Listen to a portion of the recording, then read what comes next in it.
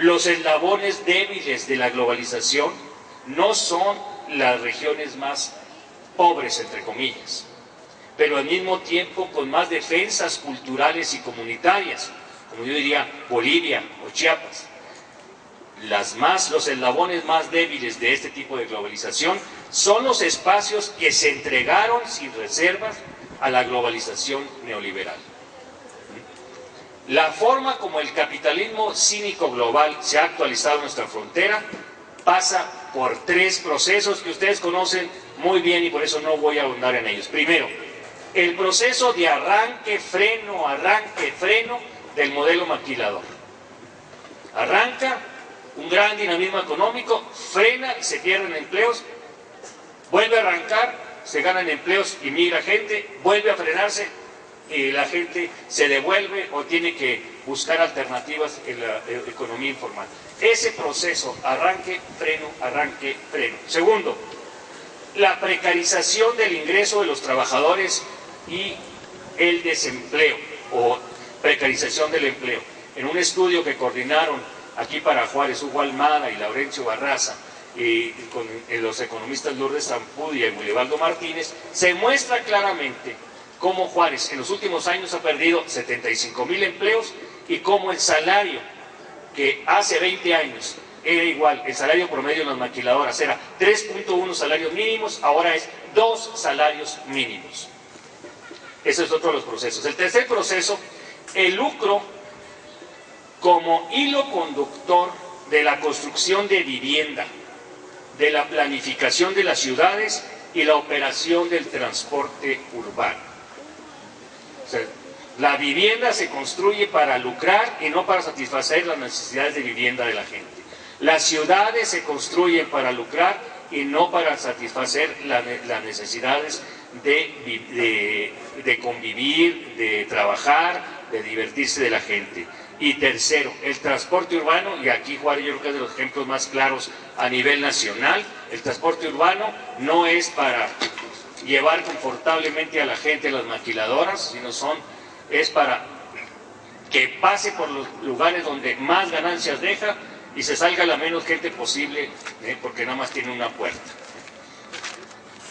Eso, luego, además de este gran desorden que se da del capitalismo cínico, yo le digo a nivel global, y la manera como se actualiza en la frontera, estamos viviendo también esta violencia por el gran desorden impuesto por un Estado antidemocrático, corrupto e ineficiente. Basta ver la política local en Ciudad Juárez, o la política estatal, o la política nacional, para darnos cuenta que hay una sujeción total de las diferentes instancias estatales a la política de lucro, al afán de lucro, en la política laboral, en la política de desarrollo urbano, en la política de desarrollo de vivienda. El Estado no cumple su función. ¿Cómo no vamos a tener un Estado en retirada ahorita, si está en retirada desde hace mucho tiempo? Ahorita está siendo vencido en el último de sus bastiones, que es el policíaco militar, pero el Estado ya había sido vencido en lo laboral, ya había sido vencido en la planificación urbana, ya había sido vencido en los servicios sociales. Ya se había retirado de ahí. Un Estado que ha provocado, y esto es ancestral en Ciudad Juárez, la tolerancia y complicidad con las conductas ilegales y prácticas corruptas. Ante una política nacionalista y responsable de abasto de los lugares más lejanos al centro, las fronteras, se desarrolla una tolerancia hacia el contrabando. Ante una política de no generación suficiente de empleos decentes, se propicia por parte del Estado una tolerancia a las actividades ilegales. Una ausencia de una política efectiva que responda a los derechos económicos, sociales, culturales y ambientales de la población. No transparencia ni rendición de cuentas, véanse asuntos como el de Ciudad Ballina, véanse asuntos como los múltiples intentos del transporte semimasivo en Ciudad Juárez. Y finalmente, el colapso y la complicidad del sistema de justicia. Si atendemos incluso a las voces oficiales, un colapso que comienza por la policía municipal en Ciudad Juárez, no nada más colapsada, sino también cómplice con la CIPOL, incluso con los policías federales. Como si no fuera poco, el gran desorden de la globalización neoliberal y el gran desorden de un Estado corrupto e ineficiente en todos sus niveles, viene a culminar con lo que sería el gran desorden inducido en las familias y en los individuos.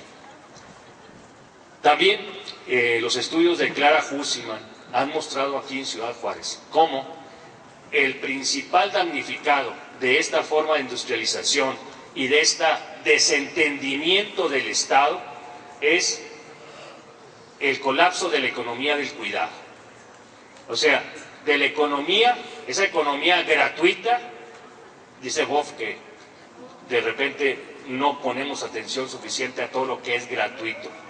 Y eso que es gratuito, que es educar a los hijos, convivir con los hijos, transmitirles valores a los hijos, celebrar con los hijos, son los principales damnificados de esta manera de usar el tiempo, de esta manera de trabajar, de divertirse, si es que hay tiempo para divertirse, impuesta por el modelo maquilador y por las ciudades que tenemos y por el mal transporte que tenemos. Deja el mínimo de convivencia en la familia.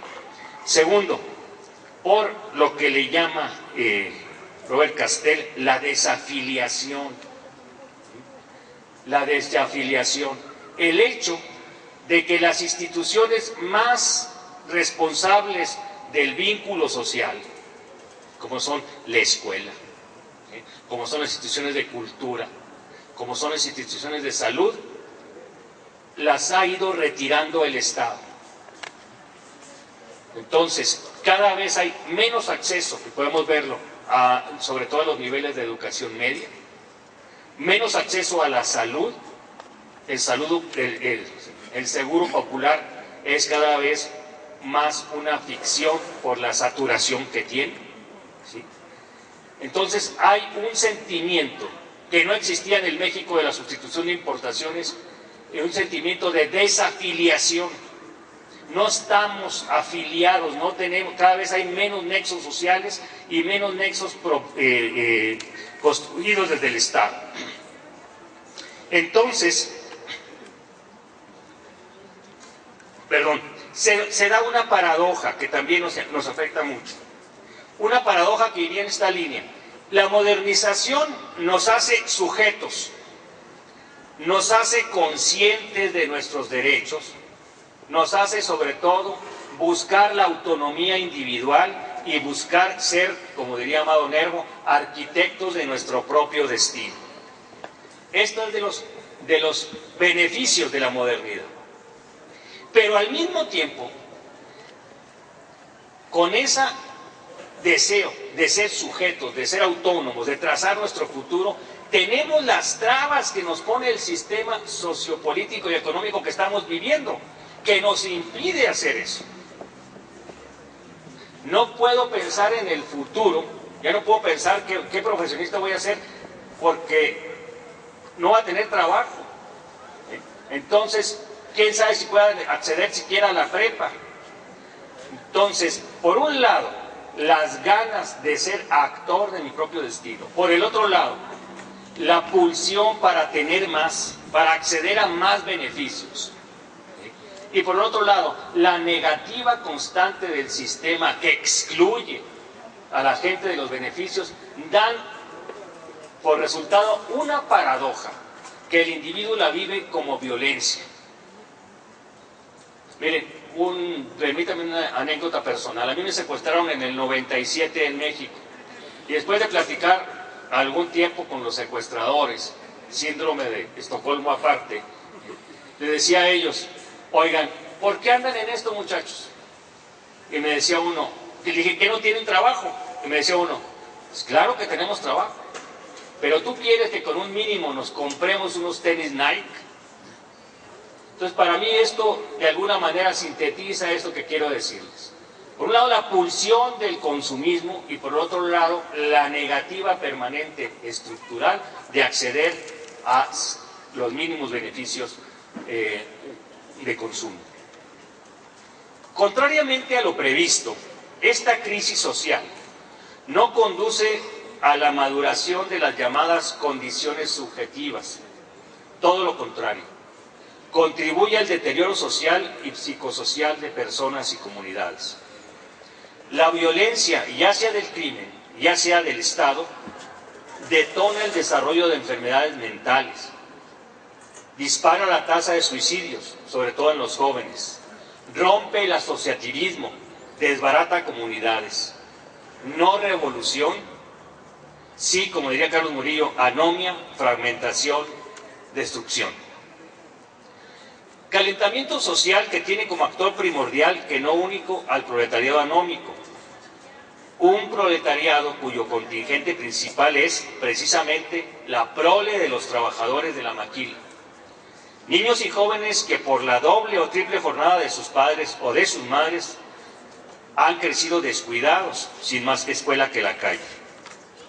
Quienes han sido víctimas de la violencia doméstica en un contexto de un modelo de industrialización que reduce a los trabajadores a su condición de solo productores manuales y reduce también al mínimo los tiempos no productivos, entre comillas, de la convivencia familiar. Los jóvenes condenados a ser esa terrible nini, perpetuos por la retirada del Estado de hacer efectivos sus derechos básicos de educación, cultura, recreación, salud y trabajo. No es un contingente que sirva de ejército de reserva, como decíamos ortodoxamente. Se trata de un contingente que, altamente integrado a la cultura individualista y del consumo, y a la vez altamente excluido de la posibilidad de hacerlo, opta por las conductas violentas, delincuenciales. Esa es la base social del sicariato y del malandrato. Si al fines del siglo XIX el sociólogo Emil Durkheim encontró una de las explicaciones del suicidio en la anomia, en la imposibilidad de integrarse y acatar las normas de la sociedad, la anomia actual explica no el suicidio, o al menos no el suicidio inmediato, porque yo creo que un joven que entra a ser sicario está asumiendo un suicidio a mediano plazo, ¿sí? Al menos no el suicidio inmediato, sino también el feminicidio y el juvenicidio. Podría verse esto con ojos clasistas, con el mismo temor que al principio de la industrialización se veía a la clase obrera y a los trabajadores como las clases peligrosas. Se podría responsabilizar a la propia sociedad fronteriza de la violencia y el deterioro social. Si no fuera porque en la producción de ese contingente convergen los privilegios de unos cuantos, la explotación y la corrupción perpetradas por una clase dominante, delincuencial, donde se encuentran el sistema de maquila, los sindicatos que no defienden sino explotan al trabajador, los desarrolladores inmobiliarios sin escrúpulos, los diversos órdenes de gobierno corruptos y las redes del crimen organizado. No todos los criminales en este país andan pelones y traen metralletas y botas de piel exótica. ¿Por qué crisis? Porque esto es una crisis del modelo civilizatorio. Es evidente, muchachos, que el capitalismo está en crisis. Ya hablamos de las muchas crisis que enfrenta. Les decía, la económica, que parecía que estaba superada, pero estaba repuntando y está ahorita golpeando con enorme virulencia a Europa. La alimentaria, que afecta prácticamente a 2 de cada 6 seres humanos y no se ve cómo se resuelva a corto plazo. La energética, que desencadena guerras y profundiza desigualdades sociales y geopolíticas. La social, que amenaza la sobrevivencia de amplios grupos humanos. Y la climática, que pone en cuestión la sobrevivencia no solamente de la especie humana, sino de la comunidad de todos los seres vivos. Es por eso que la confusión de estas crisis nos habla, como señala Armando Bartra, de una crisis epocal, de una crisis de